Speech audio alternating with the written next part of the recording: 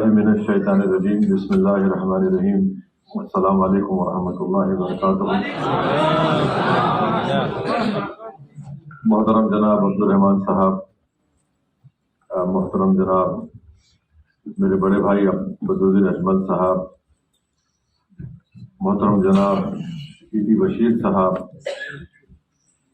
और जो Indian union मुस्लिम league के लोकसभा में पार्टी लीडर भी हैं और बदरुद्दीन भाई AIDF के सदर भी हैं और पार्टी लीडर भी हैं। मोअज़्ज़िज़ हाज़रीन इकराम, बुजुर्गान मिल्लत, मैं सबसे पहले जनाब अब्दुल रहमान साहब का दिल की गहराइयों से शुक्रिया अदा करता हूँ कि उन्होंने एक बेहतरीन किताब लिखी और पूरा डेटा उसमें डाला, वजूहात बताई है उस किताब में कि क्यों मुसलमानों की नुमाइंदगी कम हो रही है पार्लियामेंट में, ऐवानी असम्बली में, रियासती असम्बली में। मुझे आज से डेढ़ दो महीने पहले अब्दुल रहमान साहब मुझे फ़ोन पर बताए थे कि मैं इस तरह किताब लिख चुका हूँ या लिख रहा हूँ और उसके रस्म इजराई के फंक्शन में मुझे आना है। तो मैंने जनाब अब्दुल रहमान साहब से उनको मुबारकबाद दी, उनका शुक्रिया अदा किया कि उन्होंने एक बहुत ही मुश्किल और कंट्रोवर्शियल सब्जेक्ट के ऊपर उन्होंने कलम को उठाया है। और मैंने उनसे भी कहा था कि ज़रूर इंशाअल्लाह अल्लाह आपको इसमें कामयाबी देगा।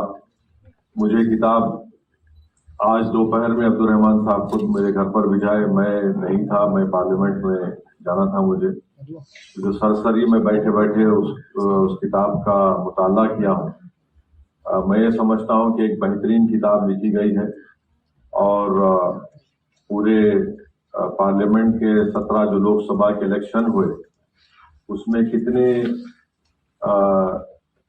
पार्टीज ने अपनी जानिब से कितने मुसलमानों को टिकट दिया और कितनी रियासती पार्टियों ने लोकसभा के चुनाव में, इंतखाबात में मुसलमानों को टिकट दिए और फिर उसमें कितने कामयाब हुए पहली लोकसभा से लेकर मौजूदा 2019 तक।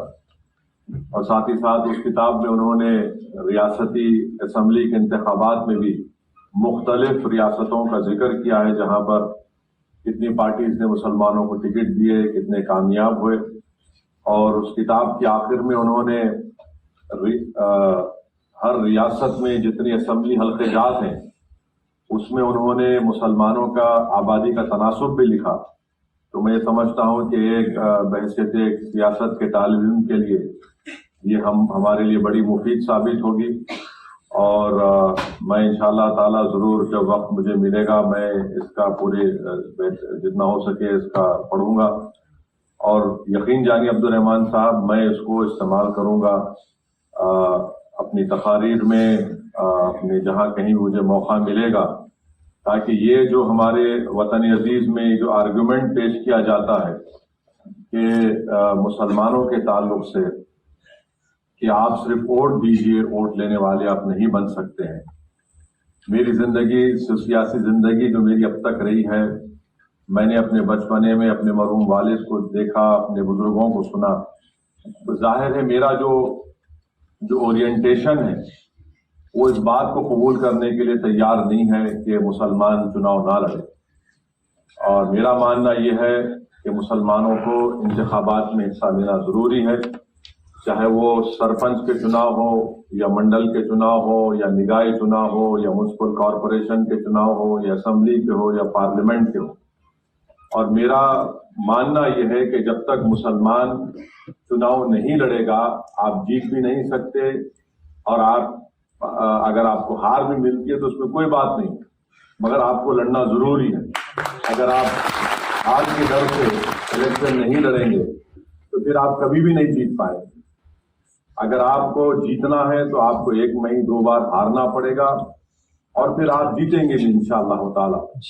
और अगर आप नहीं भी जीत पाएंगे तो कम से कम आप जो वोट लेते हैं उससे इन तमाम लोगों को जो ये समझते हैं कि मुसलमान जीत नहीं सकता, उनको बता सकते हैं कि देखो ये इतने वोट मैंने हासिल किए हैं, ये हमारी ताकत है। अभी मैं सुन रहा था हमारे प्रोफेसर मनोज झा साहब को, बड़े अच्छे आदमी है, मगर मुझे थोड़ा उनकी राय, मेरी राय उनसे मुख्तलिफ है।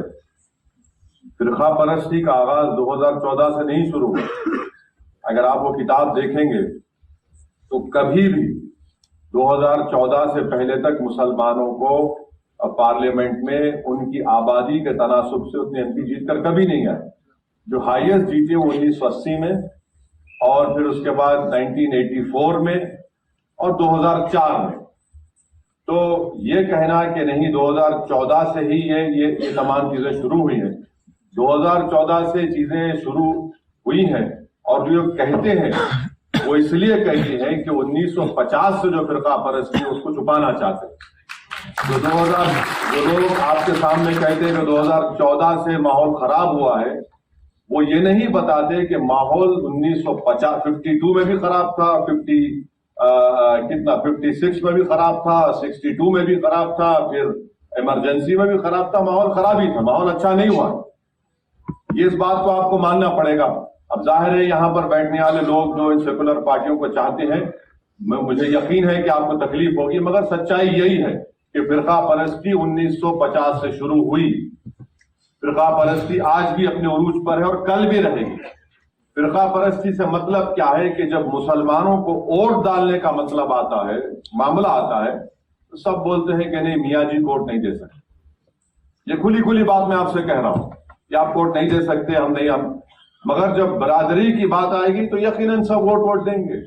मगर जहां पर मुसलमान की बात आएगी बोलेंगे नहीं वोट नहीं देंगे।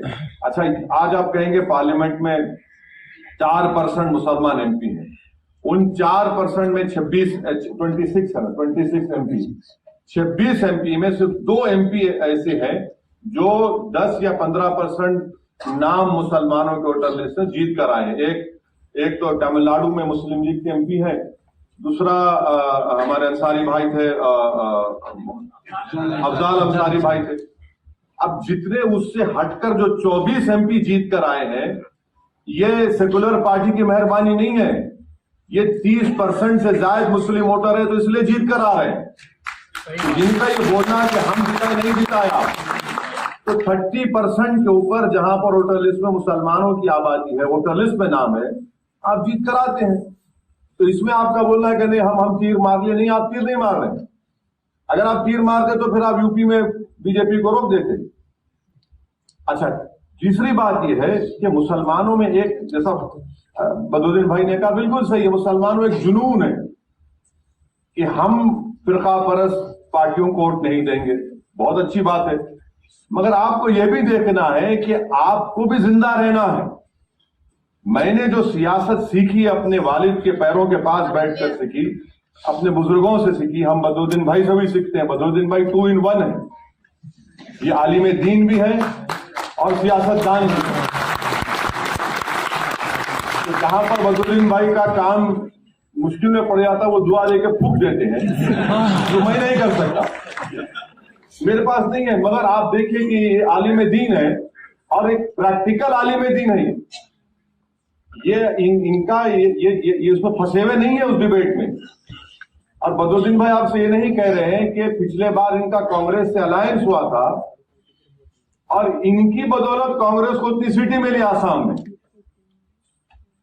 और जब इख्तिदार नहीं मिला कांग्रेस को तो नतीजा आने के 24 घंटे नहीं हुए, मैंने अपने कान और आंख से सुना कि कांग्रेस के लीडर बदरुद्दीन भाई को बदुआ दे रहे थे। ये इनकी सियासत है। बदरुद्दीन भाई, हम सही कह रहे हैं, झूठ तो नहीं कह रहा ना, मतलब वरना इतर की किसी भी नहीं मिलेगी। देते नहीं है, इनसे खुशबू मांगो, बोलते मैं दुआ दूंगा पढ़ के। तो कांग्रेस ने ये काम किया। ये चीज आपको देखना है। अब हम इंडिया अलायंस में हम नहीं है, भाड़ में जाए, मुझे उसकी फिक्र नहीं है, मुझे कोई फिक्र नहीं। मैं इसलिए कह रहा हूं कि भाई साहब उसमें बैठकर क्या करेंगे, दम घुटेगा। वहां पर आप आइडियोलॉजी पर बीजेपी से मुकाबला क्यों नहीं करना चाहते?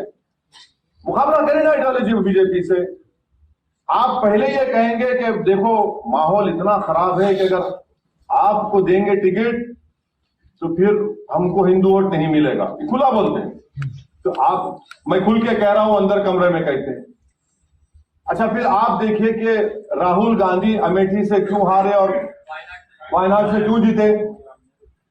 वहां पे असदुद्दीन ओवैसी नहीं लड़ा इलेक्शन, वहां डील नहीं हुई मेरी बीजेपी से, नहीं हुई डील मेरी, मगर वायनाड से जीते। क्यों जीते वायनाड से? क्योंकि मुस्लिम लीग है वहां पे, मुस्लिम लीग ने उनको डूबने से बचा लिया। और मैं आपको बताना चाह रहा हूं कि मैं हमेशा ये कहता हूं कि अल्लाह हजरत इस्माइल रहमतुल्लाह अलैह की खबर को नूर से भर दे। उनमें वो विजन था कि उन्होंने मुस्लिम लीग को जिंदा रखा। वो काम उसके बाद तंगल फैमिली ने उसको लेकर आगे बढ़े और बड़ी कामयाबी के साथ इंडियन मुस्लिम लीग केरल में काम करती है। और वहां पर अभी आपने बताया, पीटी मोहम्मद बशीर साहब जब एजुकेशन मिनिस्टर भी थे, कि किस तरीके से मुस्लिम लीग केरल में काम करती है और अपनी ताकत पर जीतती है, और उनकी ताकत के बगैर कांग्रेस इख्तिदार में नहीं आ सकती है। तो ये जो सियासत है इसको समझने की जरूरत है। मगर जो हिंदी बेल्ट की सियासत है वहां पर मुसलमानों को एक फैसला लेना पड़ेगा। आपने मैं पिछले उत्तर प्रदेश के चुनाव में बोला कि भाई ठीक है, आप, बहुत से लोग मुझे बोले कि हम फैसला कर लिए, हम आप वोट नहीं दे सकते। मेरा ठीक है, मैं लड़ूंगा। तो उन्होंने कहा कि नहीं, हम अब के बाद बीजेपी को रोक देंगे। मैंने उनसे कहा कि देखिए, एक बात समझिए कि आप रोकिए जरूर, मगर ये तो बताइए कि आप जीतेंगे कितने। आप अपनी आवाज को बनाइए, 3-4 को जिताइए जो आपके लिए लड़ेंगे, आपकी आवाज बनेंगे। बोले नहीं, हम फैसला कर लिए कि अब के बार हम साइकिल को साथ देंगे। मैंने कहा मुबारक, आपका फैसला है, मैं थोड़ी बहुत मुझे तकलीफ होगी मगर आप कर लीजिए, मगर आप, मैंने को बताया कि आप कामयाब नहीं होने वाले। बोले आपको कैसे मालूम? मैं बता रहा हूं आपको कामयाब नहीं होंगे आप। मगर जुनून था, पूरे मसाजिद से ऐलान हो गया, सब मसाजिद से ऐलान हो गया। जुमे के खुतबे में इमाम साहब मिंबर रसूल पर खड़े होके, अच्छा फैसला लीजिए, शैतानियत को शिकस्त दीजिए, इंसाफ को कामयाब करिए, सब बोला गया। और माशाल्लाह से मुसलमान सुन लिया। मगर नतीजा क्या निकला? नतीजा ये निकला कि बीजेपी चुनाव जीती मगर आपके नुमाइंदे कामयाब नहीं हुए।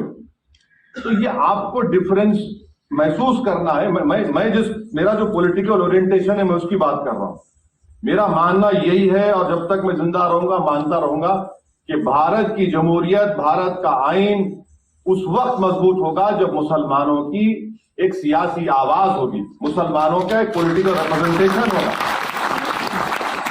और जो लोग बार बार हम ये मुझे और बदरुद्दीन भाई को कहते हैं कि नहीं आपके लड़ने से बीजेपी जीती, मैं आपको बता रहा हूं कि आसाम में जब बोडो से झगड़ा शुरू हुआ उस वक्त 40-50 हजार लोग बेघर हो गए थे, 2 और आसाम में। और गुर्बत तो आप देखे ही नहीं होंगे दिल्ली में बैठने वाले, जो मैंने आसाम में देखे 5 लाख के करीब। हम 10 दिन वहां पर थे, रमजान का महीना था। जो खिदमत बदरुद्दीन भाई और उनके इदारे ने की, मरकज ने, गैर मामूली थी। अब आप बताइए कहां थे? कोई भी नहीं थे। तो ये जब तक आपके पास आपके वोट से कामयाब शुदा एमएलए, एमपी, काउंसलर, सरपंच नहीं होंगे, आपके मसाइल नहीं हल हो सकते। मिसाल आपके सामने है, बदरुद्दीन भाई ने कहा कि 2 साल में उनकी इदारे की तरफ से 600 लड़के नीट कामयाब है, लड़के लड़कियां। तो कांग्रेस क्यों नहीं करती? कांग्रेस को करना चाहिए ना। तो बोलेंगे ना हम सत्ता में आके करेंगे। जब सत्ता में आ जाएंगे तो बोलेंगे आपके लिए नहीं कर सकते, सबके लिए करना है। करिए, सबके लिए करिए। मुस्लिम लीग है, मुस्लिम लीग का एक स्ट्रक्चर है, पार्टी का बेहतरीन स्ट्रक्चर है। मैं खुद जाके देखा हूं। आज हमारे पार्लियामेंट में 75 साल का डिबेट थी, पार्लियामेंट की सियासी सफर की। तो मैंने अपनी तकरीर में शुरुआत में कहा कि मैं आज यहां पर ऐवान में खड़े होकर सलाम करता हूं मौलाना हिफ्जुर रहमान को, मैं सलाम करता हूं बनात वाला साहब को और सुलेमान सेठ साहब को। ये मेरी बदकिस्मती रही कि मैं हिफ्जुर रहमान साहब को नहीं देखा, मगर मैंने अपनी आंखों से बनात वाला साहब को, सुलेमान सेठ साहब को देखा। मैंने इनके साथ सफर किया, बनातवाला साहब के साथ। मैं उत्तर प्रदेश गया तो सबसे पहले बनातवाला साहब के साथ गया, 1996 में गया था मैं। और मैंने बनातवाला साहब को रोते हुए देखा रामपुर में, मैं बनातवाला साहब को मुरादाबाद में रोते हुए देखा।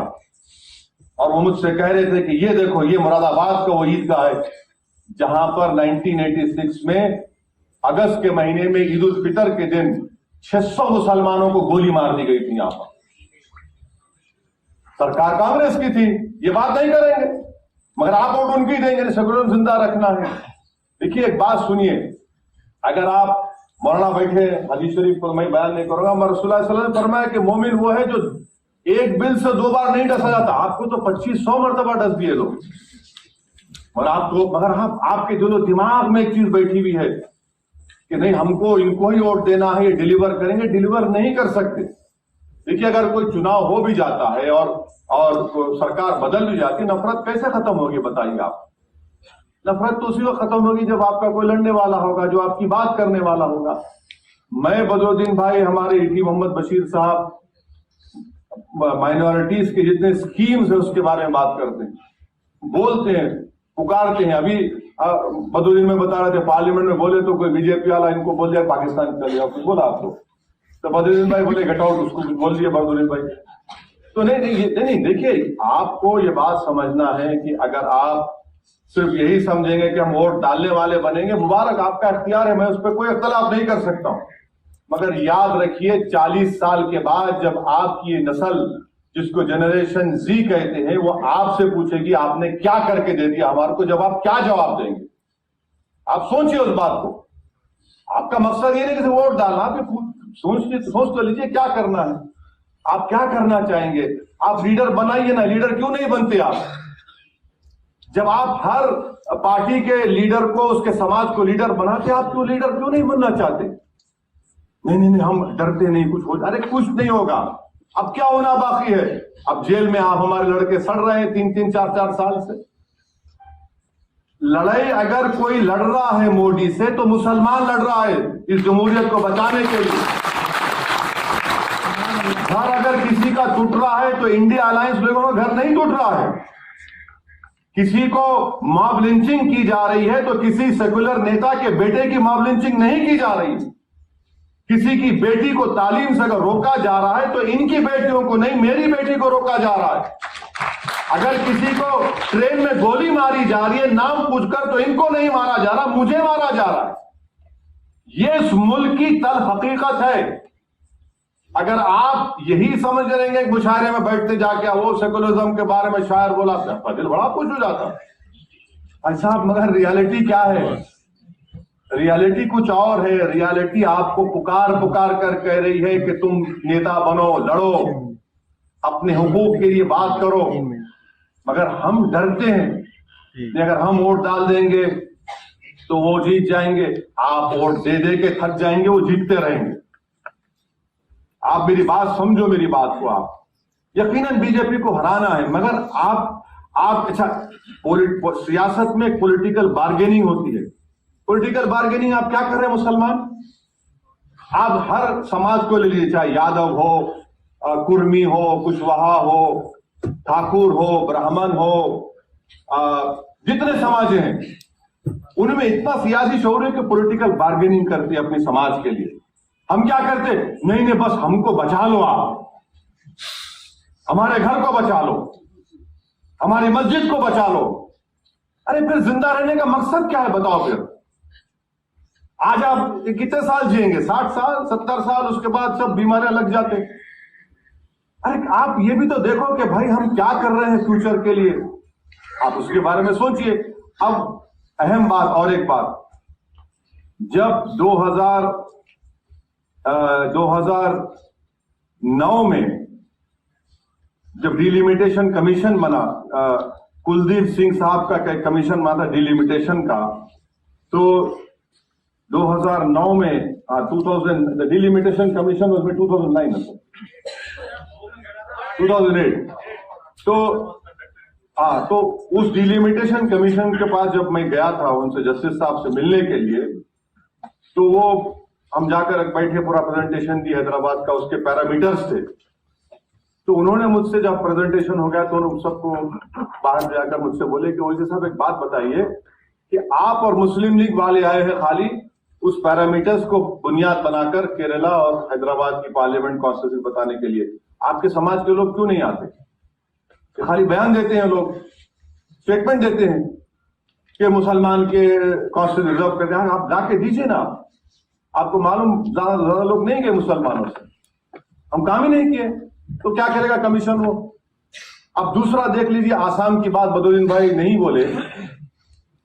आर्टिकल 170 के तहत यह कहा जाता है कि जब असेंबली की या किसी पार्लियामेंट की कॉन्स्टिट्यूंसी का डिलिमिटेशन होगा तो वो पॉपुलेशन की बुनियाद पर होगा। मगर आसाम में ऐसा डिलिमिटेशन करवाया गया कि 11 मुसलमानों की सीटें कम कर दी गई असेंबली की, 11 डिलिबरेटली। अब अल्लाह को मालूम कि कोर्ट में जब जाएंगे तो कोर्ट से क्या होगा, कैसे होगा। कश्मीर में जाइए आप, कश्मीर में जो डिलिमिटेशन किया गया, जम्मू में सीटें बढ़ गई, कश्मीर में कम, जो कश्मीर में बढ़ना था जम्मू में बढ़ा दी गई। इसके भी हम ताल्लुक से हमको देखना है। चौथी बात यह है कि चुनाव जब लड़ते हैं तो यकीनन आज के माहौल में पैसों की जरूरत पड़ती, इसका भी हमको इंतजाम करना पड़ेगा। सिर्फ तकरीर पर आकर सुन के कोई वाह वाह जिंदाबाद नारा तकबीर उससे नहीं होता है। ऑर्गेनाइजेशन आपको बनाना पड़ेगा और ऑर्गेनाइजेशन पे आपको काम करना पड़ेगा। तो ये बहुत सी चीजें हैं जिसको आपको देखकर काम करने की जरूरत है। और अगर आप सियासत का कोई तजुर्बा नहीं था, जब वो पहली मर्तबा जीत कर आया और जमीयत के दफ्तर में मेरी उनसे मुलाकात हुई थी 2005 या 2006 में, मैं बड़ा खुश हुआ देख के कि वो एक मौलाना आलिम दीन, उन्होंने ये काम कर दिया। और हमारे पास क्या नहीं भाई, मौलाना है वो हमारी बात नहीं समझे, मेरे प्रैक्टिकल मौलाना है। ये मौलाना को गर्मी और नरमी और वो सब मालूम इनको। और आसाम में रहना आसान बात नहीं है। फिर इंडियन मुस्लिम लीग की मुसलसल कामयाबी आसान बात नहीं है। पिछले 60-65 साल से इंडियन मुस्लिम लीग कामयाब होना ये आसान काम नहीं है। और वहां पर एक पॉलिटिकल आइडेंटिटी को पैदा कर देना, तो ये काम हो सकता है, ये काम हो सकता है, बशर्ते कि आप ये काम करने का ठान लें। देखिए, किसी को बुलाकर भाई मैं 2 बच्चों को तालीम दिला देता हूं, आसान काम है।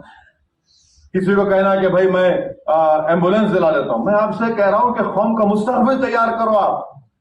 जब तक भारत में आपकी पॉलिटिकल वॉइस नहीं रहेगी, रिप्रेजेंटेशन नहीं रहेगा, आपसे इंसाफ नहीं होगा, आपसे इंसाफ नहीं होगा। मेरी बात सुनिए, अगर कल सरकार बदल भी जाती है इंशाअल्लाह, हम भी उम्मीद करते हैं, मगर आपसे इंसाफ कौन करेगा?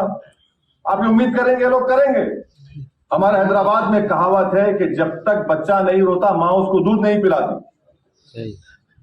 तो हम लोग क्या करते हैं? हम लोग सिर्फ दुआ करते हैं, बस दुआ करिए मौलाना के इस इलेक्शन में ये तमाम बातिल ताकतें बर्बाद हो जाए।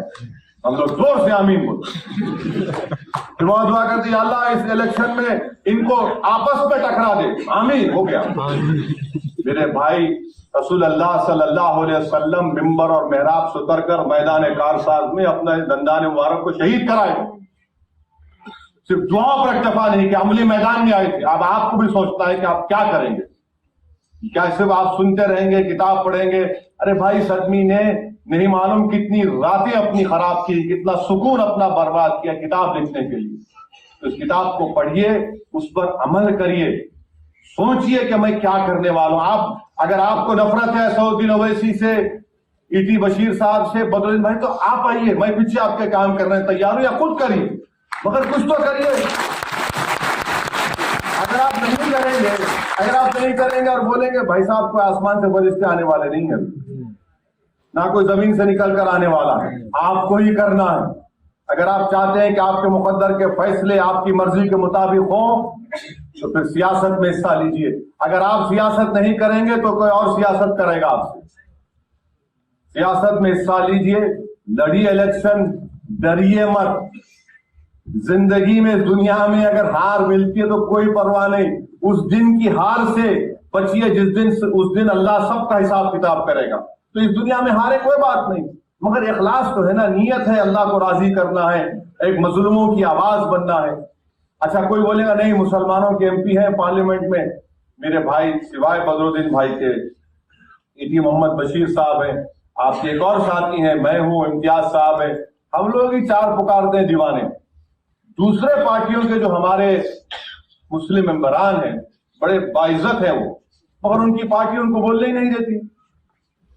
अच्छा, वो बैठकर सुनते हमारी तकरीर को, बदरुद्दीन भाई की, बशीर साहब की।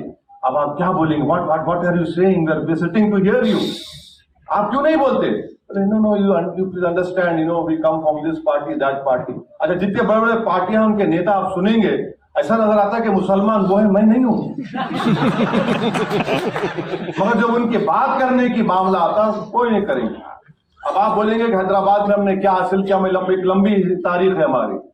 सिर्फ आपको बताऊंगा कि पिछले 9 साल में हमने तेलंगाना की हुकूमत की तायीद की, उनसे अच्छे ताल्लुकात रखे, मिनिस्ट्रीज की नहीं ली, हमारी नुमाइंदगी पर और गवर्नमेंट ने पॉलिसी बनाई। आज 200 मुसलमानों के लिए रेजिडेंशियल स्कूल चलते हैं। 6th क्लास से 12th क्लास तक फ्री तालीम, बच्चियों का रेजिडेंशियल स्कूल अलग, लड़कों का अलग। कितने 80,000 के करीब मुस्लिम बच्चे और बच्चियां पढ़ते हैं उसमें। आप ये समझिए कि अच्छा, ये कांग्रेस के लोग हमें गाली देते, ठीक है, कोई परवाह नहीं, गाली सुनना शायद हमारे मुकद्दर में अल्लाह ने लिख दिया। तो इनसे पूछिए आपने क्यों नहीं किया राजस्थान में? करिए ना, नहीं करेंगे। अरे छोड़िए बिहार की बात, आप क्या कर रहे हैं? जिस आदमी ने ट्रेन में नाम पूछकर गोली चलाई, उसका ताल्लुक हैदराबाद से था। हमारे एमएलए असेंबली में उसके मुतालबा किए। उसके 3 बच्चे थे मरहूम के, एक्सग्रेशिया उनको मिला, पैसे दिए गए, 24 घंटे के अंदर उसको बेवा को गवर्नमेंट नौकरी दी और 2 BHK घर दिया उसको। बिहार में कुछ नहीं हुआ। मगर बिहार में नहीं, सेकुलरिज्म का साथ देना है, करो आप, क्योंकि आप नहीं मरे, कल आप मरेंगे तो आपको मालूम होगा क्या तकलीफ होगी। आपको अंदाजा नहीं है अभी, आपके पीठ पर लट नहीं पड़ी, आपको गोली नहीं लगी, आपके भाई को मॉब लिंचिंग नहीं की गई, नू में घर तोड़ दिए गए, पूरा भारत में फिरे, वहां नहीं जा सकते, नहीं जा सकते वहां पे। अब ये बात भी पसंद नहीं आई कि हमारे दोस्तों को बोले कि ये सब बातें क्यों कर रहे हो आप, वहां पे जाएंगे तो वहां का वोट नहीं मिलेगा। सवाल वोट लेने का नहीं है, सवाल अगर तुम गांधी नेहरू की कुर्बानियों को जिंदा रखना चाह रहे, भारत के प्लूरलिज्म और डाइवर्सिटी को जिंदा रखना चाह रहे, तो इन ताकतों से लड़ना पड़ेगा आइडियोलॉजी की बुनियाद पर। मसलहत के नाम पर आप बुद्धिजीवी के मसाले करेंगे तो फिर बेफायद है। तो बहरहाल लंबी गुफ्तगू हो गई। मेरा यही कहना है कि सियासत में हिस्सा लीजिए। आप मुझे पसंद नहीं करते, कोई परवाह नहीं, पर इलेक्शन लड़िए, लीडर बनिए, नेता बनिए, काबिल बनिए, आइए मैदान में। और जो खास तौर से जो हमारे पढ़े लिखे नौजवान लड़के लड़कियां हैं, आप ये पॉलिटिक्स से क्यों दूर हो रहे हैं? नहीं, हमसे नहीं होता भाई, ये गंदगी है। अरे भाई, गंदगी को कौन साफ करेगा? फिर आपको ही साफ करना है ना। नहीं, वो नहीं हो सकेगा भाई, बड़ा मुश्किल काम है भाई। अरे भाई साहब, इस चीज में आपको आना पड़ेगा। जैसे अंग्रेजी कहावत है, you must take the bull by its horns. आपको करना जरूरी है, आइए और यकीनन अपने इन चीजों को महसूस करिए। आज आप वोट नहीं लेंगे। हैदराबाद की पार्लियामेंट की सीट पर हमारी पार्टी ने 5 मरतबा इलेक्शन हारा, उसके बाद हम जीते और जीतते आ रहे। तो अभी बदरुद्दीन भाई बोल रहे थे हैदराबाद को सब लोग आए। बदरुद्दीन भाई, उनके बाप भी आए तो कुछ नहीं कर सकते हैदराबाद, कुछ नहीं होगा, क्योंकि हम काम करते, हम वहां पर दिन रात काम करते। कब्रस्तान में हम नजर आते, पोस्टमार्टम में हम नजर आते, राशन की दुकान पर हम नजर आते, दावत में नजर आते, बिस्मिल्लाह में नजर आते, हकीके में नजर आते, शादी में नजर आते। सब चीजों में हम काम कर रहे हैं। ये काम करने का जज्बा होना चाहिए। इलेक्शन जीतना आसान है, मगर जीतने के बाद जो जिम्मेदारी बढ़ती है उससे ज्यादा होती है। तो ये भी एक है। बहरहाल ये चीजें हैं। मैं रहमान साहब को मुबारकबाद देता हूँ कि आपने एक बेहतरीन किताब लिखी, और अल्लाह से दुआ है कि आप लोग इस किताब को पढ़ें, इसको खरीदें, और खरीद के सिर्फ रखना दें। अरे देखो पढ़ो, उसको करिए कि किस सिस्टमेटिक तरीके से आप लोगों को, मुसलमानों को बर्बाद किया गया। याद रखिए, बाबा साहब अम्बेडकर ने कहा था कि जब तक आप सियासत में हिस्सा नहीं लेंगे, वो तरक्की के दरवाजों के ताले नहीं खुलते। उसको खुलते कब है? जब आपके पास आवाज होगी। और बाबा साहब अम्बेडकर ने यह भी बात कही थी। किसी ने उनसे पूछा, अरे रिजर्वेशन दलितों को मिल चुका है, कितने 80-90 MP जीत जाते हैं? तो बाबा साहब ने कहा कि हाँ, वो जीतते जरूर है, वो अपना मुंह उस वक्त खोलते जब उनको अंगड़ाई लेना। तो आप देखिए, इन बातों पर गौर करिए, और मुझे यकीन है कि शायद हमारी और बशीर साहब की बातचीत से, बदरुद्दीन भाई की बातचीत से आपको कोई एक उम्मीद और हौसला मिला होगा। हमारा मकसद एक ही है भाई, हमारी जिंदगियों का कोई भरोसा नहीं, कोई आप किसी का भी नहीं, मगर कम से कम इस मौके को गनीमत समझिए। यकीनन हालात खराब है, मैं इससे इनकार नहीं कर रहा हूं। इस मुल्क में फिरका परस्ती अपने उरूज पर है, चाहे इससे पहले कभी नहीं थी, मगर यही तो मौका है लड़ने का, यही तो मौका है जद्दोजहद करने का। आसान दिनों में तो सब काम करते, मगर मेरे भाई जब नमरूद की आग आसमान को छू रही है और फिरौन का गुरूर अपने उरूज पर है, तभी तो आपको मुजाहरे करना पड़ेगा। आज ही आपको मुजाहरे करना पड़ेगा, ताकि आप और हम जब इस दुनिया से चले जाएंगे तो लोग कम से कम बोलेंगे भाई ये लोग पीछे नहीं हटे, ये अपनी बात पर अटल थे, कायम थे। तो आइए अपनी सियासत में हिस्सा लीजिए। हाँ, अगर आप किसी और पार्टी में भी जाकर लीडर बनते, बनिए, मगर लड़िए। उस पार्टी में जाकर दरी मत बिछाइए, उस पार्टी में जाकर सिर्फ इफ्तार की दावत मत करिए, उस पार्टी की दावत में जाकर सिर्फ दरगाहों पर चादर मत पेश कीजिए। उस पार्टी में जाइए तो अपनी नेता बनिए, अपनी इज्जत को बरकरार रखिए और बैठकर अपनी बात को करिए। ये आपको करना पड़ेगा, अगर आप नहीं करेंगे तो फिर आपको ही रोना पड़ेगा। ऐसे ही किताबें और लिखती जाएंगे तो शायद 10-5 साल के बाद एक और किताब आएगी। इकबाल अंसारी साहब ने किताब लिखी थी, 2004 में आई थी, आप उसका पार्ट 2 लिखें, शायद पार्ट 3 लिख देंगे।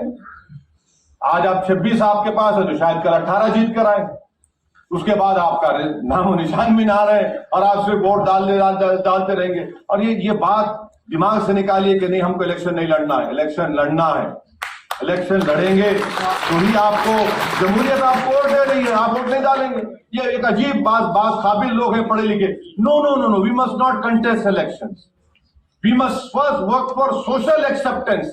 अरे भाई, सोशल एक्सेप्टेंस 75 साल में नहीं हुआ तो क्या और 50 साल में होगा?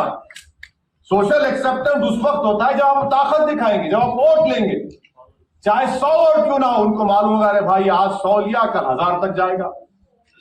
तो इसीलिए मेरी माफ करना, मुझे बोलने की बुरी आदत है और बदरुद्दीन भाई ने खामखा मुझे तैश भी दिला दिया कि बोलेंगे, तो मौलाना में बोल दिया।